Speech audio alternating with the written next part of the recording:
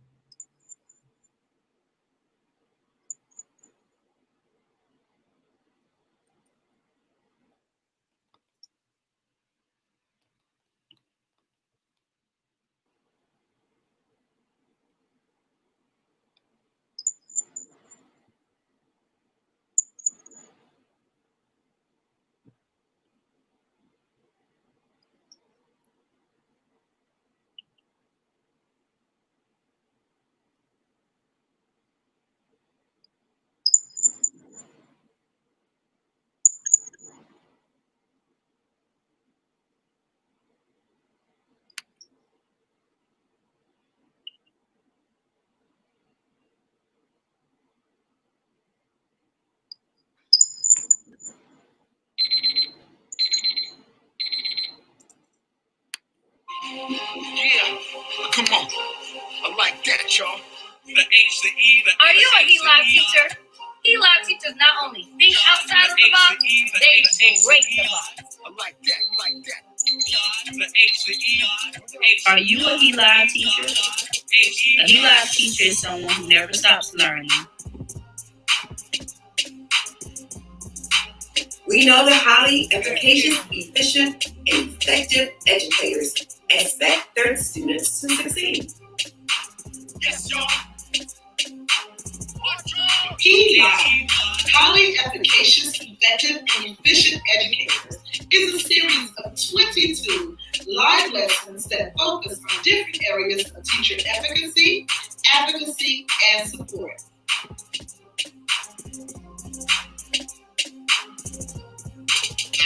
L.I.V.E teacher brings fun into the classroom. L.I.V.E teachers bring excitement to the classroom. They welcome change into their classroom. They are masters of the subject and the content that they teach. And most importantly, they never stop learning. So again, I ask, are you a L.I.V.E teacher? We're excited that you can join us and stay tuned for our upcoming L.I.V.E lessons, and we look forward to learning and growing with you. Thank you.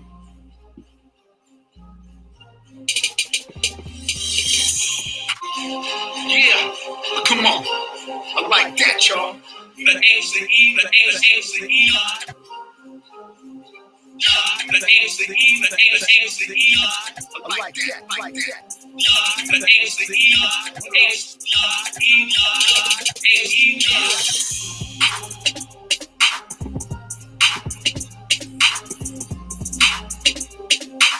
heck yeah.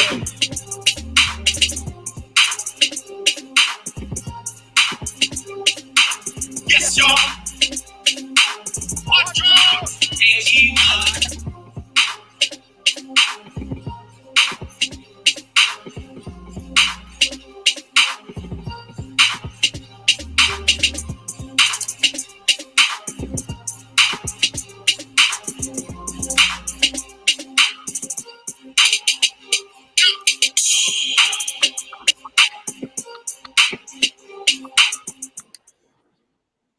Good evening. So excited. Hi, everyone. We're so excited to have everyone today. Today is Tuesday, June the 16th, 2020. Excited for being here tonight. Let's introduce the L.I.V.E team. Isis.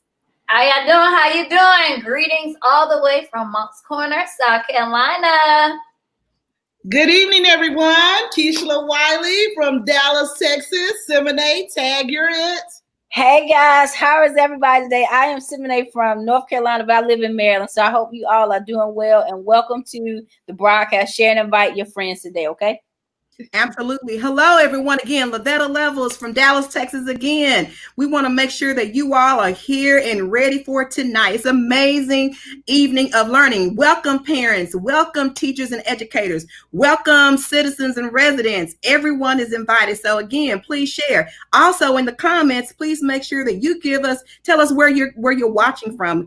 California. I already saw Florida is on here, so shout out to Florida. So if you're in the space now, in the comments, please make sure that you are sharing and interacting with us. Tonight, you are in for a treat. I'm saying this because I already know what she's about to do and what she's going to share, so I don't want to take up a lot of her time. Dr. Wyatt is our speaker this evening. She's a phenomenal speaker, and she comes with a wealth of information. Dr. Wyatt's research influenced her decision to become an operational meteorologist in NOAA, which is the National.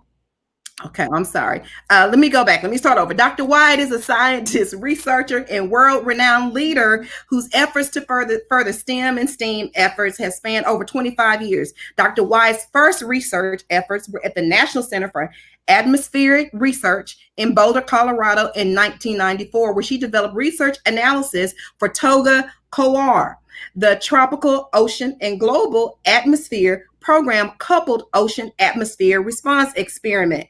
Specifically, Dr. Wyatt analyzed the formation and motion of warm pools using infrared satellite images, resulting in her research paper, which led to future research opportunities for in-car interns. Want you to know she is a brainiac, so she's very smart. In addition to her being so intelligent, her research has influenced her decision to become an operational meteorologist with the National Oceanic Atmospheric Administration, NOAA, where she analyzed satellite imagery to forecast downpours from rapidly developing severe thunderstorms. Her research, coupled with her background in both meteorology and water resources, led her to create the National Weather Service's Turnaround, Don't Drown program, a national flash flood safety awareness campaign geared to prevent individuals from entering flooded roadways. I'm sure some of us have seen some of her efforts in our own hometowns. Some 17 years later, the national campaign is used by both operational meteorologists and broadcast meteorologists to communicate the importance of avoiding flood roadways. Expertise in both hydrology and meteorology enabled Dr. Wyatt to provide life-saving forecasts during the 2005 landfall of Hurricane Katrina. As the on-site meteorologist, she provided around-the-clock updates to Governor Blanco before, during, and after the landfall, and was presented with a bronze medal for her efforts. Her achievements include serving as the acting director of NOAA's Weather Program Office, where she led a team of 25 diverse award-winning members to advance the research of Operations Continuum. Dr. Wyatt is also a researcher, and her area of expertise is artificial intelligence, and she'll touch that a little bit tonight. She's published articles about autonomous vehicles, the use of drone technology in disaster preparedness and emergency management, and developing teacher bots in the online learning environment, which is very timely given the recent shift that we're all experiencing in online learning for both K-12 and post-secondary education. She's also a professor at American Public University, where she teaches courses in transportation, logistics, and project management. Dr. Wyatt is the recipient of the 2020 Black Engineer of the Year Award for Career Government Achievement. This is the first time this award was presented to a meteorologist. In addition, she is the recipient of the 2019 Diversity and Equal Employment Opportunity Award from NOAA's Office of Oceanic and Atmospheric Research. She was the first African American to receive the American Public University's Graduate Teaching Excellence Award in 2018. I am pleased and honored to bring to you and introduce to you Dr. Kandis Boyd Wyatt.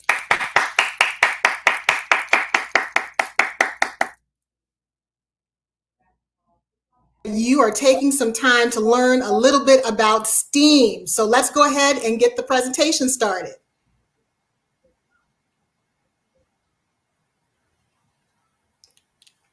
All right, wonderful. So just want to do a quick sound check. Everybody can hear me, correct? All right, so I'm going to go ahead and get started. Again, my name is Kandis Wyatt. I'm going to be talking about STEAM. And the first thing I want to know is a little bit about you. So the chat feature is going to be the way that I communicate with you this evening. And you're going to get out of this presentation what you put into this presentation. So normally when I give this presentation, it's face-to-face in like a classroom or lecture environment. But again, because of COVID-19, we're all being flexible. And this portal, this opportunity provides, gives me an opportunity to speak to people from around the country. So first, let's use the chat box. Again, if you haven't already identified yourself on one of the platforms, list your name, list your occupation, and list where you're joining us from this evening. Next, I'd like to just find out quickly what you know about STEAM. What do you know about STEM? And what do you know about SMET? So if you're looking at my slides, take a moment, use the chat box, and tell me, what do these acronyms mean to you? And I'm going to need a little bit of help. So as you start filling in the chat box, I'm going to hear what your responses are. And remember, there are no wrong answers. So take a moment. What does STEM mean? What does SMET mean? And what does STEAM mean?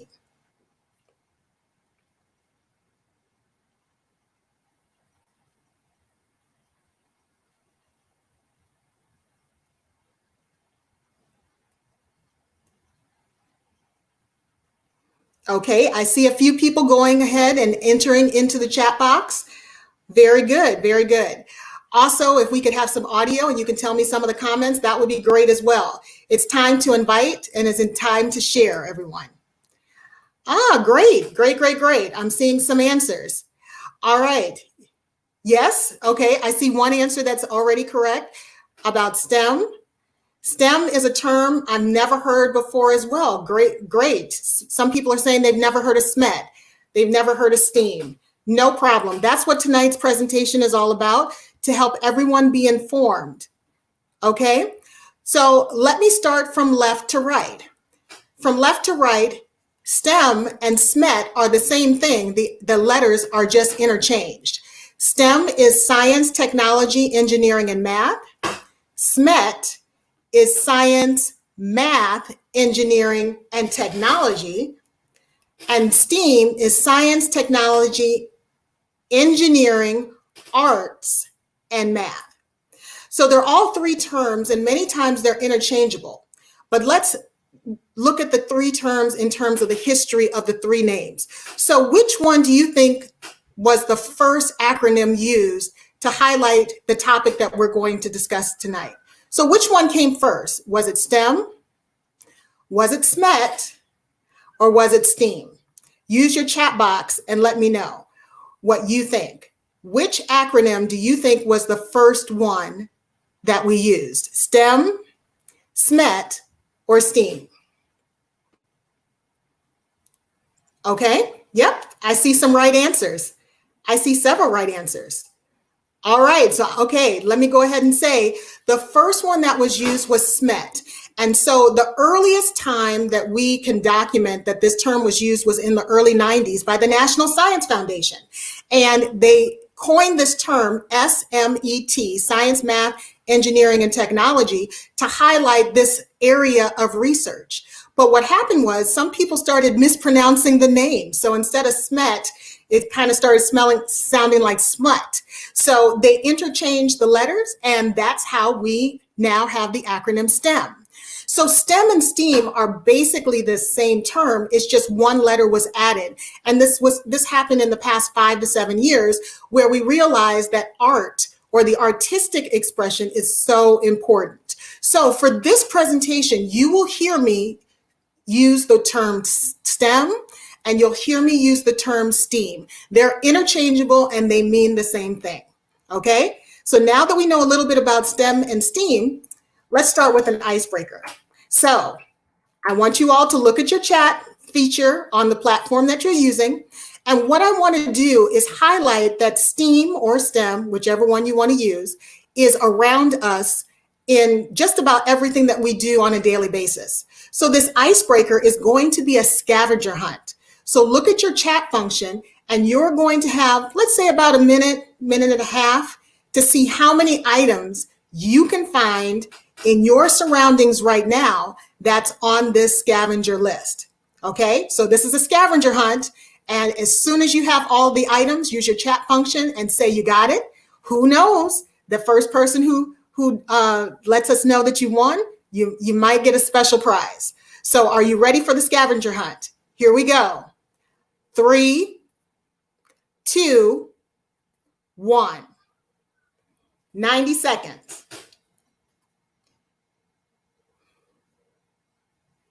Try and find the items in the scavenger hunt.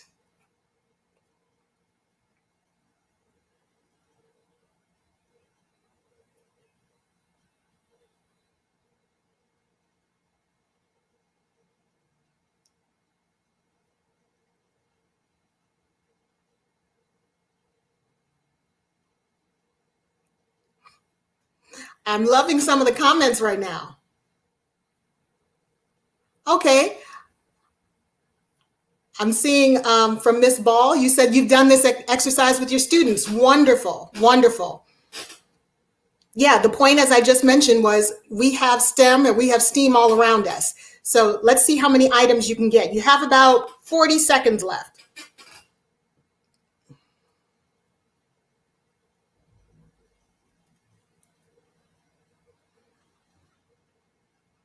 Does anybody have all 9? If you do, use the chat function. Let us know that you won. I like it. Get those items. Get those items. Okay, we're winding down. I don't have a timer, but I'll count you down for the last 10 seconds, okay?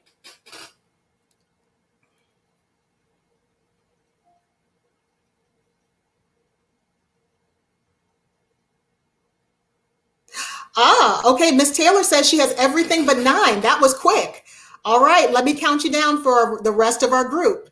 Here's 10, 9, 8, 7, 6, 5, 4, 3, 2, and 1. Okay, so let's stop. And yes, Miss Wiley, online newspapers count. That's a creative way of getting the answer. Okay, now I didn't see anyone say that they found all of the items, and that's okay, but keep those items handy because as we go through today's presentation, we're going to use those items that you just collected. All right, I'm going to go ahead and continue. So first, why am I giving you a presentation about STEM and STEAM? So for 25 years, I've dedicated my career to the advancement of science, technology, engineering, and math. And so on the screen, you can see some of the degrees that I've had and some of the positions that I've had. So I'm very fortunate to have attended Iowa State University, where I obtained my undergraduate and graduate degrees. I also have a doctorate degree in public administration that has a concentration in organizational and supply chain management. And then if that wasn't enough, I returned to school to get a terminal degree from George Washington University in project management. So over my career, I've had several titles, and those are the titles that are listed at the bottom of your screen. But what's important to understand is no matter what the title is, there was some aspect of STEAM or STEM in every position that I've had for over 25 years. So not only have I been a part of STEM, I've seen how it's evolved, and I've also seen the importance of informing not only the current generation, but the next generation about what the future holds for STEM and STEAM. But most importantly, I'm coming to you today as a mother, a scientist, a professor who actually researches and works in this area, a trainer, a person who has taught STEM and STEAM, not only in the work environment, but outside the work environment in volunteer activities, and then also an advocate. It's important to advocate STEM and STEAM in different areas and different arenas. You want to make sure that there is a voice heard in each and every one of us. So with that, I'm going to go to the next slide. So the question I often get is, how did you become a meteorologist? Why did you choose meteorology? Why did you pursue a STEAM career. So I tell everyone that, you know, STEAM is local, just like politics is local. And for me, my influences were in my home from birth. So my mother and my father were both teachers on the south side of Chicago in the 70s, the 80s, and the 90s. They probably don't want me to tell you their age. But what's important is that both of them pursued careers in STEAM in the classroom environment. My mom was a computer science teacher at Bennett Elementary School, and my father was a science teacher at Gillespie Elementary School. Now, many of you on tonight's call, I see that you are educators as well. So you'll probably agree with me when I say that preparing to teach in the classroom just isn't a straight 8-hour-a-day job. You do a lot of things at home as well to prep, to prepare, and to provide for your students. And my parents were no different. The only thing was that they used me as their test subject. So many times I remember that my father would test out different scientific activities or terms with me. Same thing with my mom. I remember the first computer that we had in our home was because she was going to teach her classroom and they allowed her to bring a computer home. So the point is that I was exposed to many scientific topics at an early age. And it became commonplace for me to understand what a lot of these scientific terms meant. So then by the time they were introduced to me in the classroom environment, I was very, very familiar with them. Yes, I'm looking in the comment box. Exposure is critical. Okay, so yes, it's really important to understand that you don't have to have a STEAM career to be an influencer of someone who's going to have a future in STEAM. So the next thing I really want to emphasize is that it takes a village. So you're probably wondering, why do I have these individuals up on the screen? Well, for most STEAM careers, you need to have a post-secondary education. And if it wasn't for these two individuals, I wouldn't be sitting here today talking to you about STEAM. So first, I wanted to highlight the person on the right of your screen. Hopefully you know who that is, but his name is at the bottom of the quote. And this is George Washington Carver. So why is he influential in my life? Well, first of all, he attended Iowa State University about 100 years prior to me in the late 1800s. And he was the first African-American student at Iowa State University. And he later became a professor at Iowa State University. And so in his name, they named the George Washington Carver Scholarship. Most people know George Washington Carver because he then went on to Tuskegee University and he developed hundreds of applications for crops. And most people know of his inventions and applications regarding several peanut-related products. So it's because of George Washington Carver that I went to Iowa State University and I pursued an undergraduate degree in meteorology. And about 100 years later, I was the first African-American female to receive a degree in meteorology from Iowa State University. So it just shows you that the things that you're doing now can have impactful, life-changing consequences for the people that follow behind you. So secondly, the person on the far left, that's Ronald E. McNair. And so this person also had a great influence in my life. Number one, because he's a physicist and he received his doctorate degree and then went on to NASA and became an astronaut. Yes, and someone's telling me he's a member of Phi Beta Sigma fraternity. Thank you so much for letting me know that. So yes, he's a member of fraternity as well. But what's also important is that I remember when I was in 6th grade, they wheeled this huge TV into my classroom so we could watch the Challenger lift off. And many of you will know how this story ends, that not even a few minutes into liftoff, it tragically exploded in front of the world's eyes, not just, my eyes. And so it was so impactful because especially for someone who's venturing into a scientific area, to understand the ramifications of science and technology and engineering and math, how they can wonderfully come together, but then at times, if there are challenges, it can tragically go wrong. So after Dr. McNair passed away, there was again a fellowship named in his honor to help people who look like me pursue advanced degrees at the master's level and the PhD level. So after my undergraduate degree, I was a recipient of the Ronald E. McNair Scholarship, and I pursued graduate degree in both meteorology and also water resources. So again, this is just an example of how so many people, what you're doing right now will be impactful for those who follow in your footsteps. So now I'm going to go fast, okay? Because I know we can all multitask, but I still want you to use that chat function. So what are we going to do now?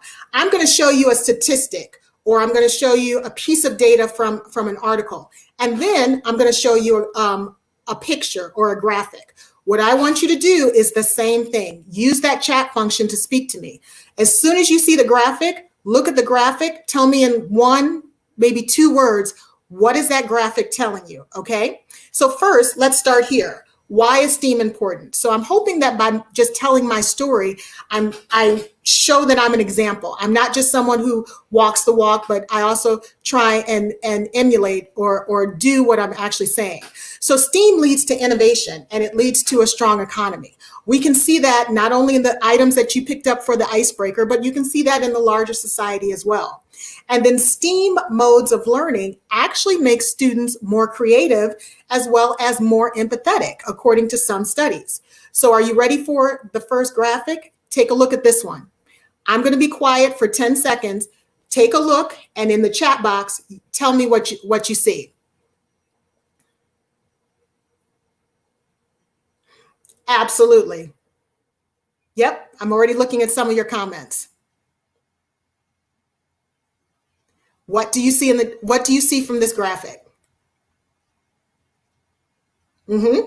Absolutely. Okay, so let me give you a quick summary. So this is showing what is going to change in terms of employment from 2018 to 2028. Now, mind you, these statistics were generated before COVID-19 outbreak, so I'm sure some of these numbers may tweak and change. But what's important to understand is that the biggest change in occupations is in STEM-related occupations. There's expected to be an 8.8% increase between now and 2028. And then another question that I often get, especially when I'm speaking to students, is how much do you make? And so you can look on that right side of the screen, and while that's not representative of every single career, you can see on average that STEM careers make about twice the amount of non-STEM careers. Here's another statistic that hopefully will blow your mind. STEAM is local.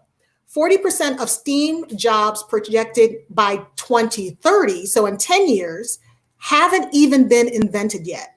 So again, this goes back to the creativity and the innovation aspect that I mentioned before, but it also should bring you pause and make us all wonder, how do you prepare for a job that hasn't even been invented yet? So now let's look at this next graphic. Take a look at the graphic. Tell me what you see.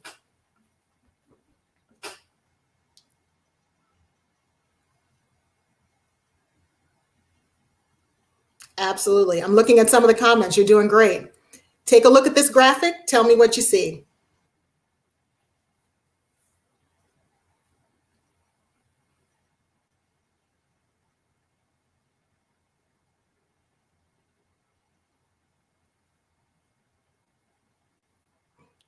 Yep, I'm looking at some of your comments and I agree with you 100%. All right, so this graphic, I'm going to tell you what I see. I see a big disconnect. Do you see the colors on the left don't match up with the colors on the right? So for all occupations, the right is showing what type of education or higher learning you may need to acquire a certain job. The left side is STEM. Absolutely, absolutely. There's a big disconnect. So if you look on the left-hand side, the green shows a bachelor's degree. So that's basically saying that if you're going to go into a STEM career, a bachelor's degree is the minimum, the minimum. And I'll tell you, especially now that I have a doctorate degree, the bar is rising. It's not just a bachelor's degree. In many cases, most of the people that I work with have an advanced degree of a master's and a PhD.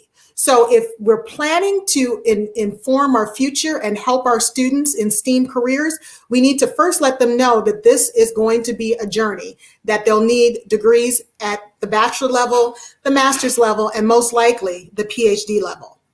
So I'm moving on to the next slide. Let me tell you what this one says: purposeful design and inquiry. This represents a new frontier in education, a frontier toward which integrated STEM education, research, and practice are targeted. Okay, so what does that mean? So let me just translate that in terms of Kandis speak. What that's trying to say is that, you know, education as we thought of it 20, 25 years ago is no longer the case. I mean, take my journey, for example. I really didn't get exposed to STEM until I went to college. And then when I went to college, actually the first 2 years of college was general courses. And then you branched off into more specialized courses where you learned your field or your area. And then after about 4 years, if you were on track, you would receive an undergraduate degree.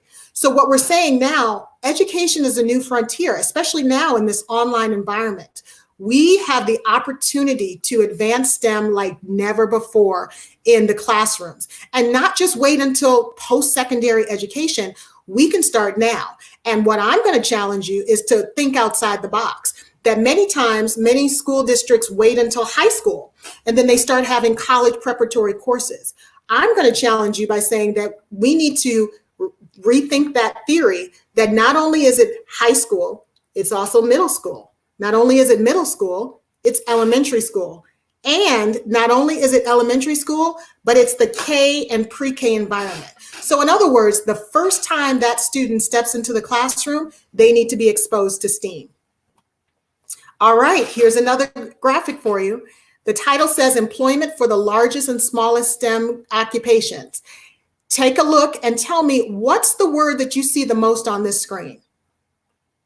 What word do you see pops out at you?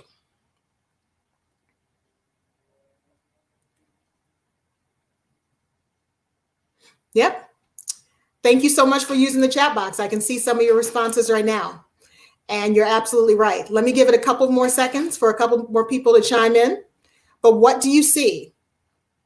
Yep, absolutely. Absolutely. The word that I see that keeps jumping out more and more and more is the word computer.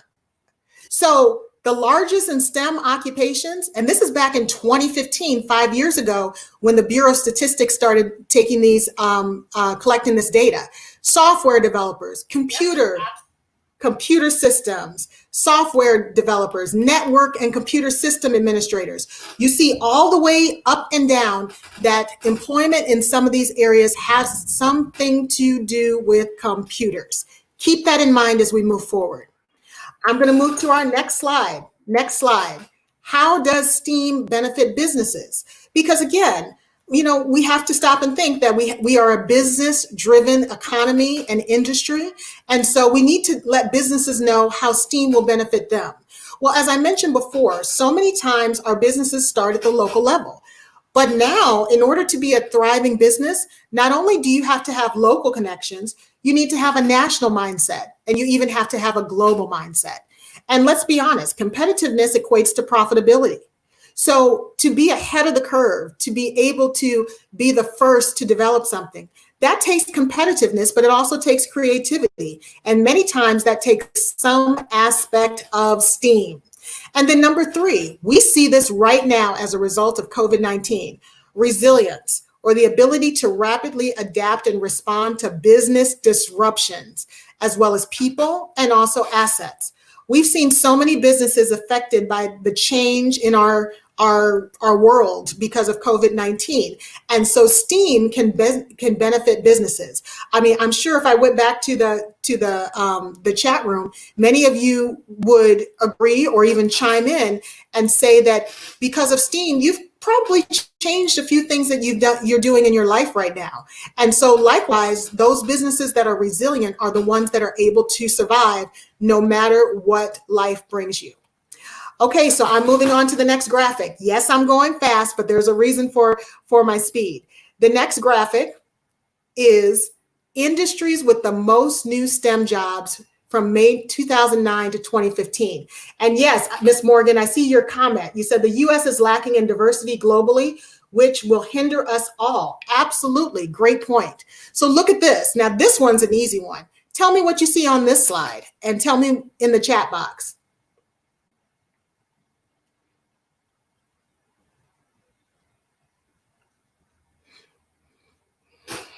Yep, great points. Great points, everyone.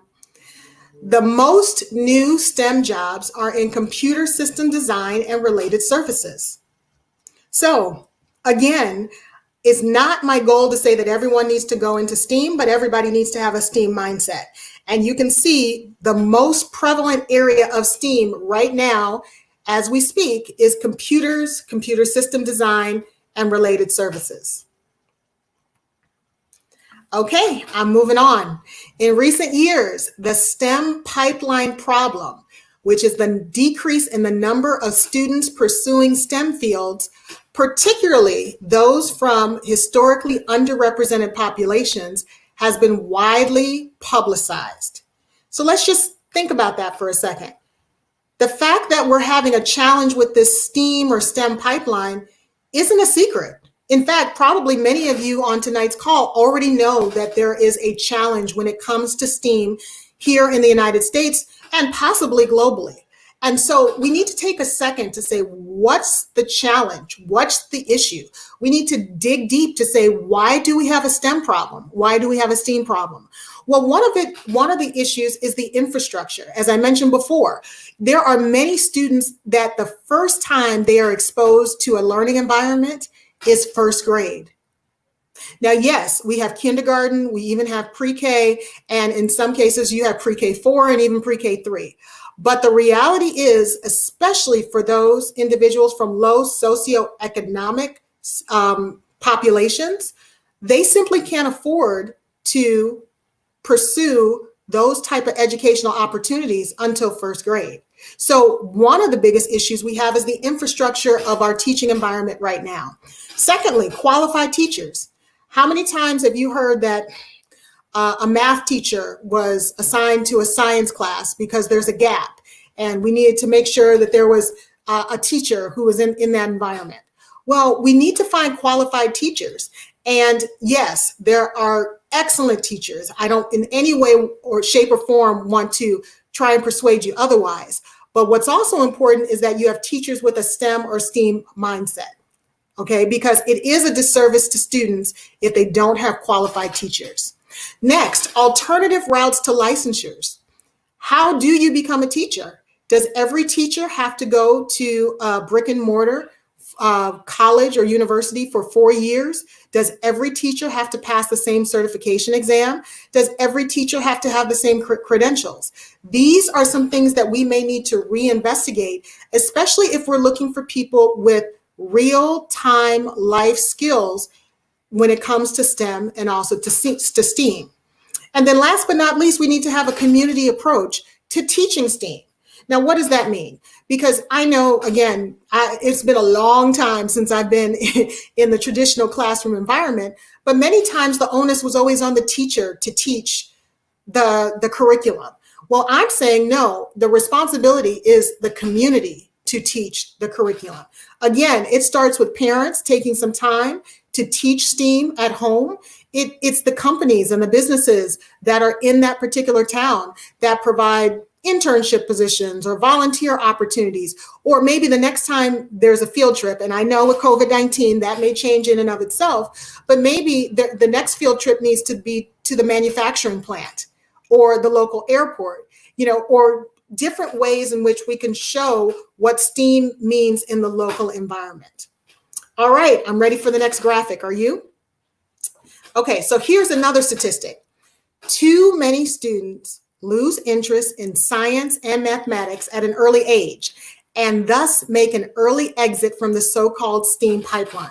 So what starts to happen is students are interested in math and science and technology, but between 5th grade and 8th grade, there is some abyss or challenge, or we see a definite shift where people and students are no longer interested in STEAM.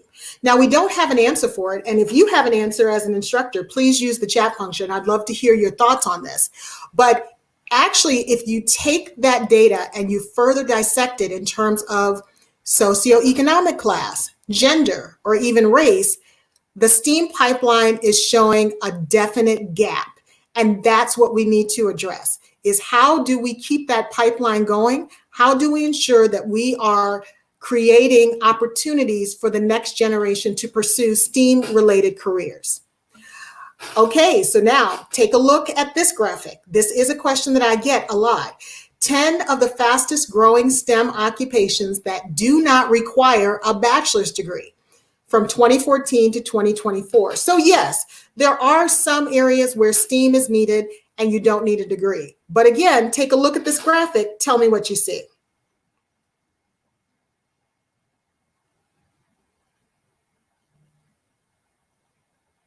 Yes, I'm looking at the chat function. Yes, absolutely. So even without a degree, what you can see is the top positions are computer related. So again, it just shows you the emphasis on computers, technology, web development, even if you don't have a bachelor's degree. And if you look down the list, many of the support functions are still technical, but instead of being, there's specialists, there's technicians, there's all different positions that are very similar to the positions in which you need a degree. Okay, so I'm going to move on to the next slide. Science, technology, education, arts, and literacy education's future in American education will depend upon its ability to demonstrate relevance to the school curriculum. And the word relevance is bold, underlined, and italicized for a reason. We have to make sure that the curriculum is relevant to the student. So, for example, I'm an African-American female who grew up on the south side of Chicago and later in the south suburbs of Chicago. And I remember there were math problems talking about silos and how to calculate things based on silos. Well, if I've never seen a silo, am I really going to be able to do or complete that problem? Many times being able to visualize what you're working on or what you're doing is half the battle.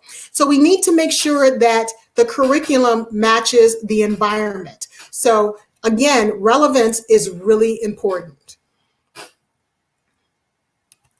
Okay, we're almost done with the graphics. But this one I think is important because, again, I get the question, how much do you make?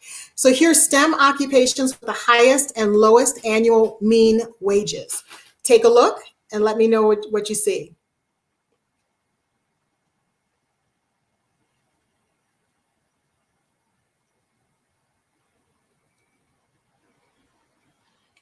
Yes, absolutely. I'm looking at the chat function.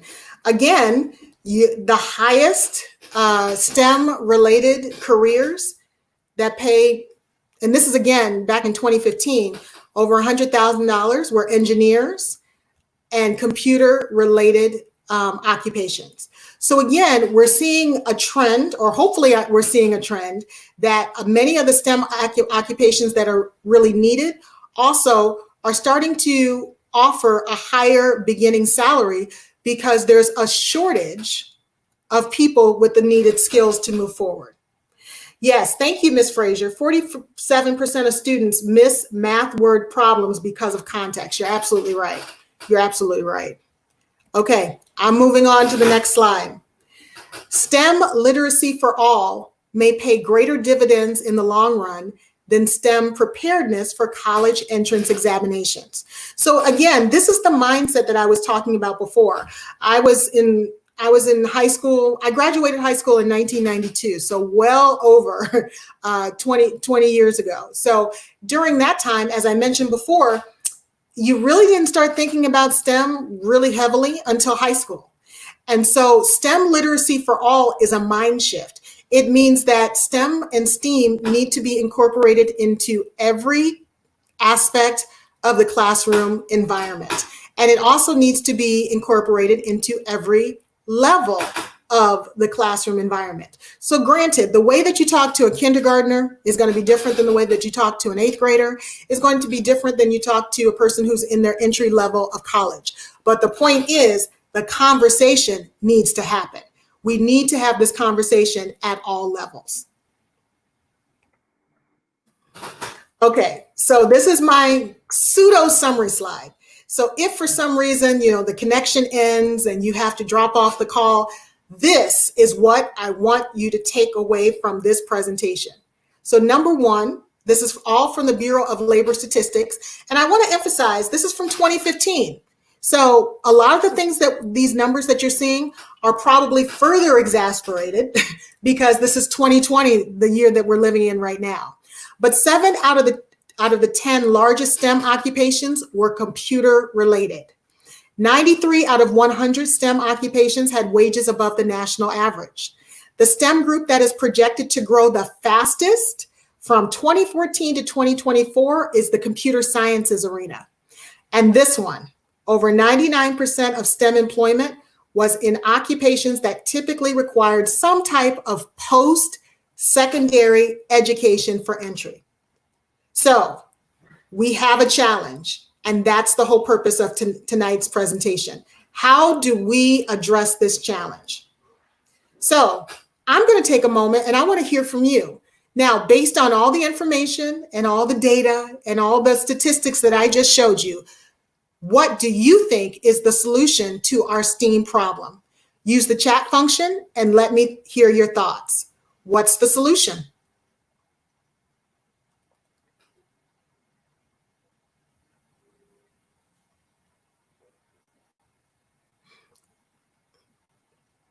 All right, very good. All right, keep typing, keep typing. I'm starting to see some entries coming in. What do you think is the STEAM solution?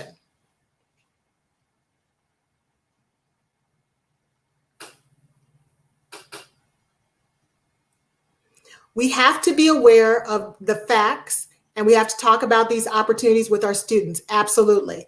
Exposing students to both STEM and STEAM careers. Absolutely. Very good. Very good. Anybody else want to contribute? Yes, exposing them as early as possible. Absolutely. I agree with everything that you're saying. You're really resonating with me. And let's see if we can get a couple more comments before moving forward. The 2015 statistics, what's the breakdown of African Americans and females? So Ms. Stewart, you're absolutely right. Because of the time frame, I probably didn't have time to show you all of the graphics, but you can go to the Bureau of Labor and Statistics. They have a website that breaks all of this down. But what's really disheartening is that if you further break down these statistics in terms of gender, in terms of race, or in terms of socioeconomic status, the gap widens, which means we definitely have a problem. And so if we are to live in a diverse, equitable, and inclusive world, we also need to see how STEM and STEAM can incorporate these diverse populations. All right, exposing students to all backgrounds and groups in this area, absolutely. Preparing teachers, absolutely. So I'm gonna go to the next slide. Here's my solution. My solution is become a STEAMer. And so you're probably thinking that's a corny name, but it's not. It's actually just taking the word STEAM and saying you're going to be an advocate. So the S is to share your occupation using social media. The T is to take an active interest in school-sponsored events. The E is to educate youth by initiating volunteer and intern opportunities.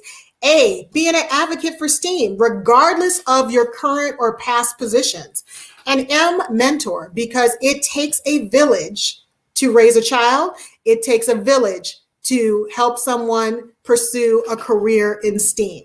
So what I want to do in the next couple of slides is let's test this out. Let's test out how you can become a STEAMer, okay? So I'm going to go to the next slide. How do you become a STEAMer? All right. So the first thing I want to do is let's take what I just mentioned. I've mentioned COVID-19 a couple of times during this presentation because it's something that literally is on the tongue of every person in the United States in some way, shape, or form. Okay. So we're going to become a STEAMer. This is what I want you to do. If your first name is A through G, tell me how you would start a STEAM conversation with a pre-K student. If your first name is H through J, how would you start this discussion with an elementary school student? K through P, you're talking to a middle school student. And if your first name is Q through Z, high school. So the first thing, as I mentioned, is to start the conversation. So let's use the chat function and tell me, how could you relate COVID-19 to these various age groups? Okay, take a minute, use the chat function. Let's see your answers.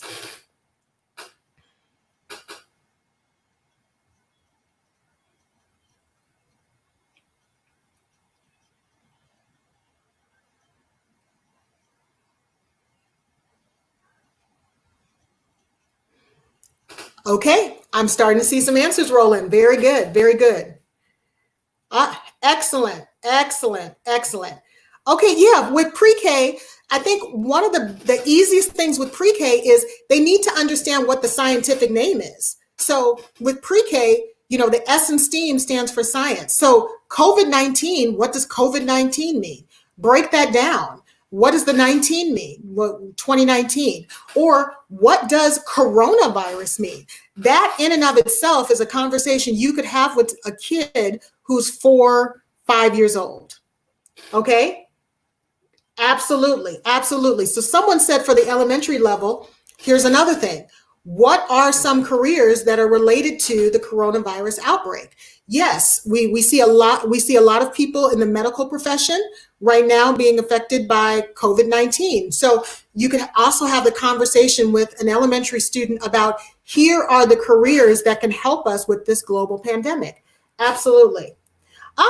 For middle school, linking safety procedures of returning to school and talking about scientific aspects of COVID-19. Absolutely. So maybe with a middle school student, how do you wash your hands? How long do you wash your hands? What's the importance of washing your hands? What's the difference between washing your hands and using hand sanitizer? These are topics that you could have with a middle school student to help them understand COVID-19 as it pertains to STEAM. Now, high school students. Yes, you're absolutely right. There were many high school students, especially our seniors, who didn't have a graduation the way they originally planned because of COVID-19. What does it mean to wear a face mask? What does it mean to protect yourself? Or what does PPE mean? These are some discussions you could have with high school students. What are some ways to protect yourselves if you don't have PPE? How do you travel in this environment because of COVID-19? Again, you can see the different levels of discussion that you can have depending on the age range of the person. So absolutely, absolutely. Okay, so now I'm going to go to the next slide, okay? So you're going to become a STEAMer, right? Now, let's take an example totally different from COVID-19.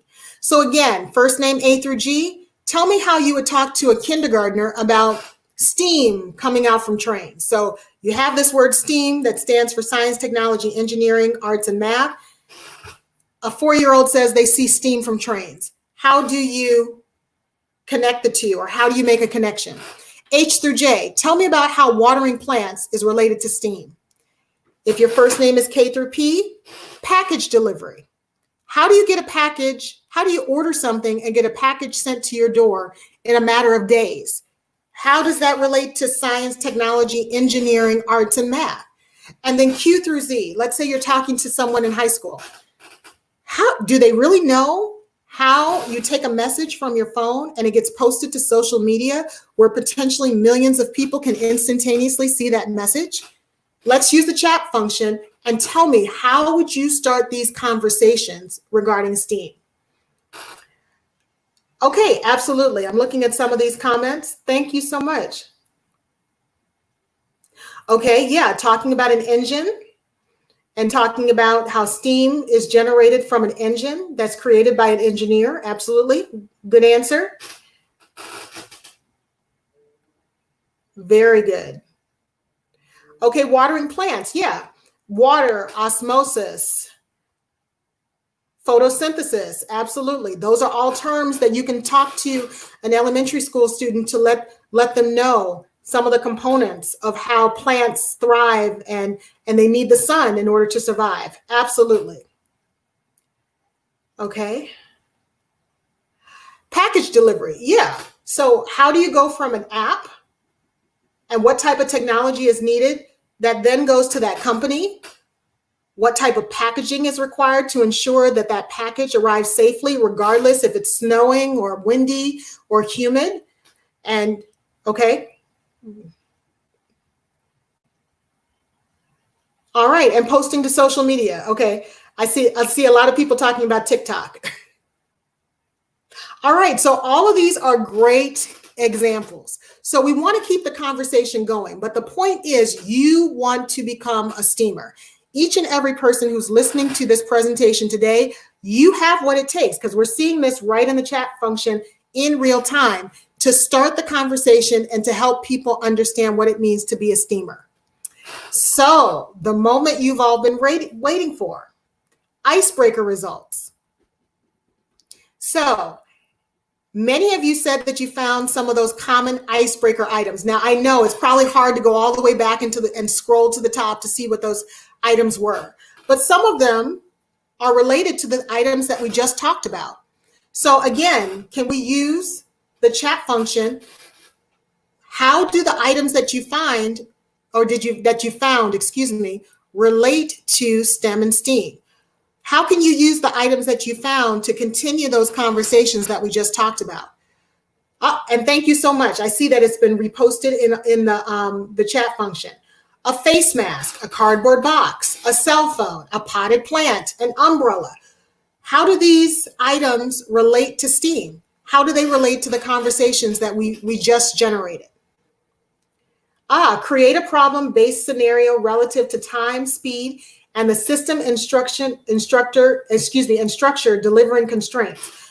Absolutely. That's excellent, Ms. Stewart. Thank you so much for contributing. That's a great answer. Okay. Any other items related to the icebreaker? So, okay, great. All right, so you can see the point is when it comes to STEM, when it comes to STEAM, everything is local. You can see that you have common everyday items right around you right now. Someone designed them, someone created them, someone helped advance the technology. As I think one of the items in the icebreaker was an old cell phone versus a new cell phone. Technology is rapidly changing, so we need to have the conversation to help the next generation understand what are some of these changes and how can they be a part of it. The potted plants are part of gardening. Many people under quarantine decided to garden. That's a great topic. These are topics that need to continue. These are topics that start just with a conversation. And again, someone's curiosity of why things are the way that they are. It can have a life-changing impact on our youth. Okay, so I think I'm going to let you catch up because I still see people commenting in the comment box, and that's great. But what I'm now going to do is show you a picture, and you tell me, what does this picture say to you? Caption this.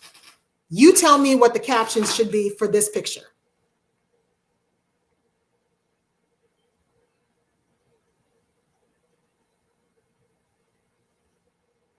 Absolutely. I'm looking at the answers. Okay, keep going. Caption this. Tell me what this picture tells you.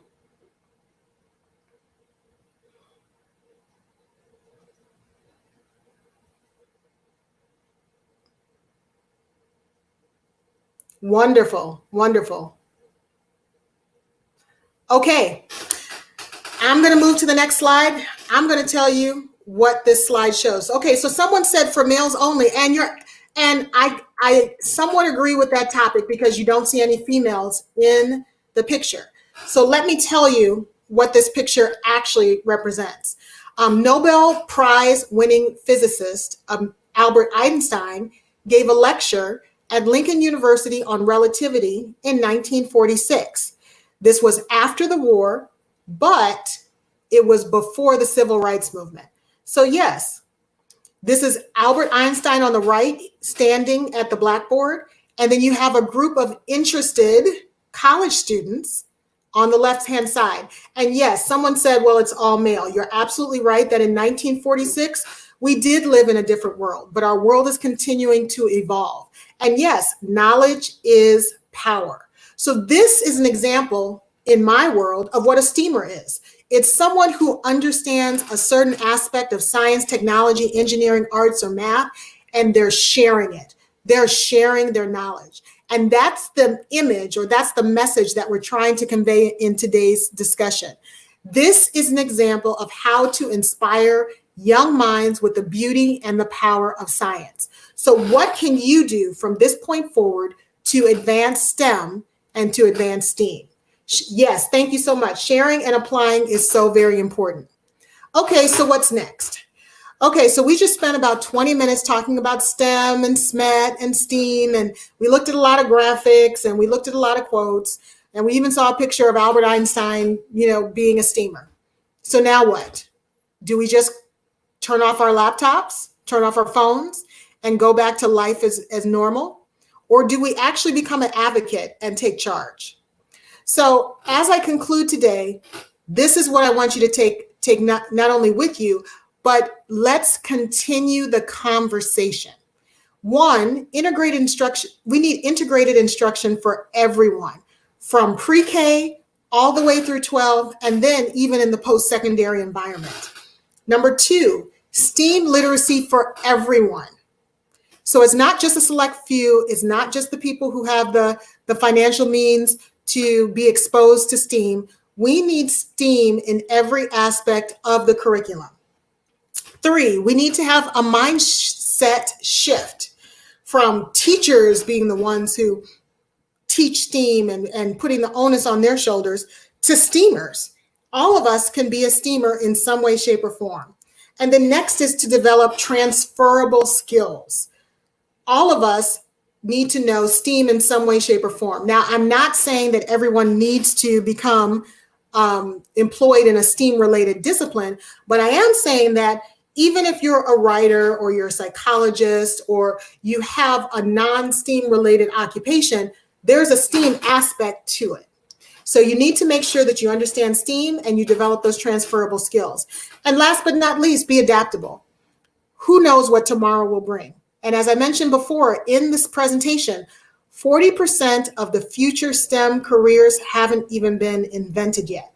So full steam ahead, we need to keep moving. And we need to move forward as a collective body with the mindset that we are engaged and we're committed to making sure that the next generation is equipped to be employed in some of these disciplines. All right, so as I conclude tonight, I really want to take a moment to thank DTech, to thank DTech Tag. I want to thank the L.I.V.E crew. Thank you so much for supporting me and letting a person of my background come and talk to you about the importance of STEM and STEAM. So as I close tonight, I want to show you this page. And I need to also mention this entire presentation will be recorded. So I encourage you not only to go back and look at it again, but share it. Share it with your respective communities, because this is a conversation that will only continue to build if people continue to talk about it. So this webpage shows some free resources, and yes, I said free, for STEM and STEAM.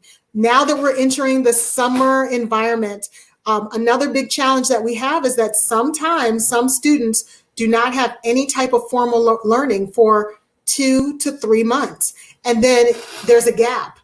There's a gap not only with their fellow students, but there's a gap educationally to move forward. So here are some resources that I encourage you to distribute.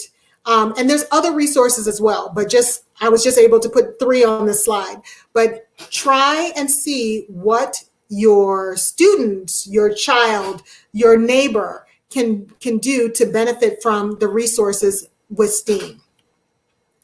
And then last but not least, I am available and I'm willing to continue the conversation. So if you have any questions, you are welcome to reach out to me. So my email address is at the bottom of the screen. I also have a LinkedIn page where I often post information related to STEAM. So I invite so many of you and all of you to either contact me if you'd like me to continue the conversation, or visit my LinkedIn page if you want to have more resources. So with that, thank you so much to the L.I.V.E crew. I am going to, I guess, stop presenting, if that's correct. And I'm going to turn it back over to you for the next part of the presentation tonight. Thank you so much for allowing me to present. Thank you, thank you, thank you. I definitely have to get my steamer game together. This was awesome. My kids already love making slime, so I'm going to do a little more research on how we can break that down and bring it across the different things that they learn about, because they already know the ingredients, but maybe I could do like a measurement math lesson with them while they make the slime. So this is really good, really, really good. Good. Thank you. All right, Simone. Hey, Dr. Wyatt, on behalf of the L.I.V.E team, we want to say thank you so much for your presentation. It was very engaging. You taught us a lot of information tonight, and we really do appreciate you. So, Ice, if you can show the certificate, please. So we appreciate you for participating and being a presenter for the L.I.V.E Summer Program. And tomorrow, we will email this out to you. So we really greatly appreciate you tonight. Thank you so very much. Thank you. It's truly an honor. So thank you for inviting me. And I hope we continue the conversation. And I hope we have some future steamers among us. Thank you. Thank you. All right. Bye, everybody. Bye. All right, guys. Well, again, thank you for joining us tonight. Before we close out, we're going to make a few announcements. We just want to encourage everyone, again, to continue to share your feedback with us. Give us fill out the survey. The survey link should be in the link in the chat box. So be sure to complete the surveys. Also, we thank you for that feedback. We've had like 6 winners for completing the survey. So again, if you do complete the survey, your name does go into a drawing for a Visa gift card. So again, go ahead and complete that survey. Be sure to join us again Thursday, same time. Mr. Brian Bryant will be here, and you guys, we've already seen his presentation. It's going to be great. It is going to be something that we can definitely use in these times. His topic is technology. So make sure you're here on Thursday to be a part of that.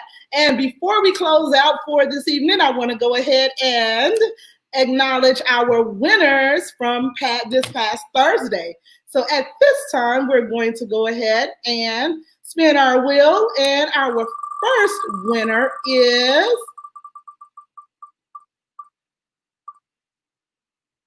Jennifer McMillan. Congratulations, Jennifer.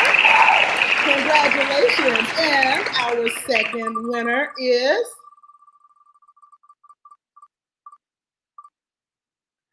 yay, Miss Anna Fowles. Miss Fowles, congratulations, Miss Fowles. So again, thank you all for joining us today. Thank you all. I want to bring in the L.I.V.E team as we get ready to close out. And we're going to show our outro video. And this video just kind of shows what D-Tech has done over the 7 states that we're all involved in. Again, connect with us, share, and we look forward to seeing you guys on Thursday. All right. Have an awesome night, everyone. Bye.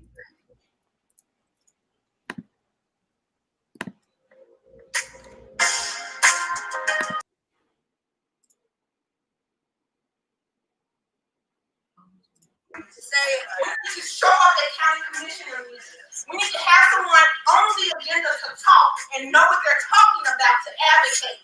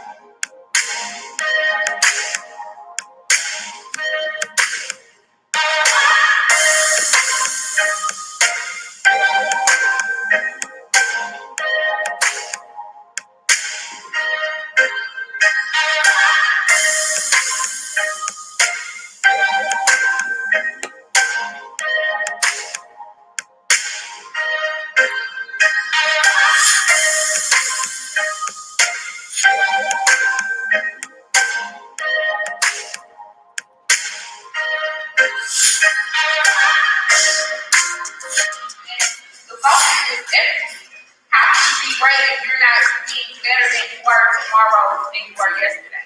So that's the whole goal. Just to be better, to come with this knowledge, come with this awareness.